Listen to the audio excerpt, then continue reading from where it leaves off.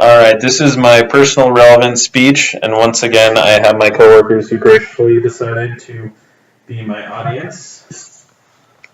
Alright, so this speech is going to be on the American Red Cross. It is an organization that I have volunteered for many times, and it's also part of my career choice in medical. Alright, late in August, late in August in New Orleans, Louisiana. Excuse me. Sorry, guys. Just gotta zone myself out. Alright.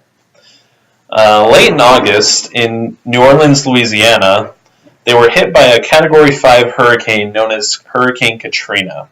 This hurricane was one of the worst that has happened to the southern coast in the U.S. in its history.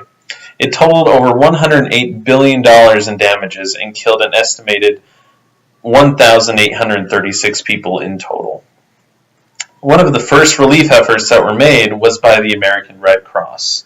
They provided 3.8 million overnight stays in shelters and also served over 68 million meals to 1.4 million families and provided over 1.5 million in financial aid to those families.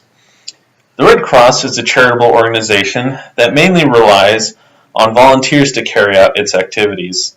It undertakes the crucial role of not only providing support for disaster relief, but also provides a much-needed blood and plasma supply for hospitals around the United States and foreign countries.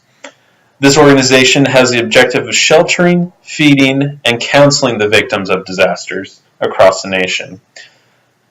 Besides, it also teaches life-saving skills, such as first aid to members of its organization or any people of the public who are interested.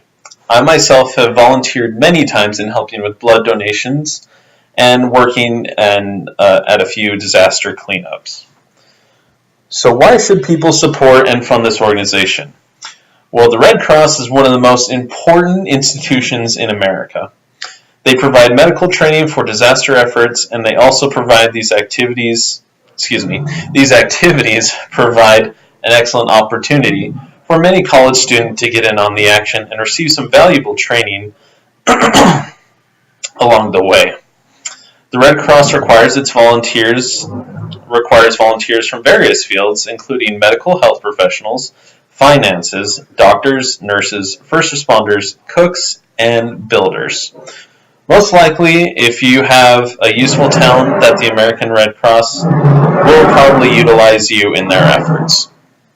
Here's a story from one of the response members who served in Texas. My most memorable story would have to be when I was in the Air-Land Response Team out of Big Sandy, Texas. We were working alongside the Red Cross to find a little autistic girl who had wandered into the woods the night before.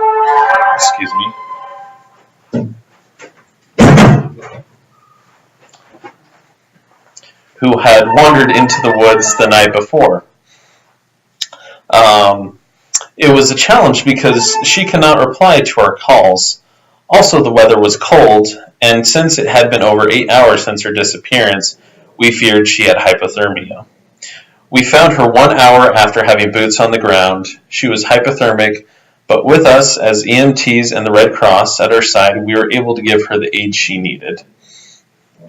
In addition to their life and community-saving efforts, they provide exceptional training and certifications for health professionals, or the public wanting to get in on the action. Those who don't face health emergencies every day can benefit from the Red Cross training as well, with a wide array of training including lifeguarding, caregiving, babysitting, swimming, and water safety courses. The Red Cross provides excellent training that anyone can utilize. Not only is this education valuable for emergencies, but it also looks great on resumes for any prospective employer, as it shows the character that you possess to be understanding, caring, and hardworking. Perhaps the most bold missions of the Red Cross happen in the combat zones throughout the world. These brave people can get in contact with the Red Cross chapters in various countries in which American forces are stationed. Many families of the POWs send information and messages along to loved ones, and they also provide medical support to these people in need. This is important to make sure that the prisoners of war get the care they need and the response of loved ones to keep carrying on. How can you help the Red Cross as a student? Apparently, the first option is to donate blood. According to the Red Cross, approximately 36,000 units of blood are needed every day in the U.S., and that does not count in disaster reliefs or international efforts. There are many donation centers around the country, and you will most likely have a donation center in your city, since there are more than 145,000 blood drives in the U.S. each year alone. If you are unable to donate blood to the Red Cross, they have many other ways that you can help. Hand out information or brochures about the blood drive, the blood donation process, and the constant need for blood. Share the information about the blood drive and the need for blood on social media sites such as Facebook and Twitter, or perhaps in a school newspaper or bulletin boards. The American Red Cross is a fantastic organization that provides the miracle of life-saving blood and disaster relief. If you are looking for a worthy cause to support financially or voluntarily, you will find none better than this. Every student should, at very least, consider donating a pint of blood. Every drop counts. Thanks, guys. Now we'll get back to work.